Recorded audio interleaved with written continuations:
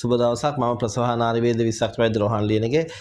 අපි දන්නවා සාපල්‍යතා සායන වලට පැමිණෙන ගොඩක් කාන්තාවන් කියන දෙයක් තමයි IUI ප්‍රතිකාරයෙන් පස්සෙත් ශුක්‍රාණු එළියට එනවා. ඒතර ගොඩක් වෙලාවට මෙහෙම වෙන්න පුළුවන් හේතුවක් තමයි අපි IUI ප්‍රතිකාරදී සාමාන්‍යයෙන් ඒ යොදා ගන්න වර්ධක මාධ්‍ය නිසා අපි වැඩිමනත් එක් ප්‍රමාණයක් ශුක්‍රාණු ගර්භාෂය තුලට ඇතුල් කරනවා. එතකොට ඒ වැඩිමනත් ශුක්‍රාණු ගර්භාෂය දිගේ ගමන් කරලා පැලෝපෙනාලට ඇතුල් වෙලා පැලෝපෙනාලේ කෙළවර පිහිටි ඩිම්බයත් සමග සංසේචනය වෙන්න ඉඩ සලස්වනවා. එතකොට මේ වැඩි ප්‍රමාණයක් එකතු කරපු ශුක්‍රාණු එම වර්ධක මාධ්‍ය සමග ගැප් ගලා හරහා නැවත ආපස්සට යෝනි මාර්ගය තුලට ඇතුල් වෙලා ඒක එළියට බේරෙන්න පුළුවන්. ඒක බිය වෙන්න කරුණක් නෙමෙයි. ගොඩක් වෙලාවට ඒක සිද්ධ වෙන්නේ අර වැඩි ප්‍රමාණයකට සාමාන්‍ය ප්‍රමාණයටත් වඩා ඒ කියන්නේ ගර්භාෂය කුහරයටත් තියෙන පරිමාණයට වඩා පිරි ඉතිරේ යන ධාතු ප්‍රමාණය සකස් කරොතින් ඒක තමයි වැඩි ප්‍රමාණයක් විදිහට එළියට එන්නේ. ඒ ගැන බය වෙන්න හොඳ නැහැ.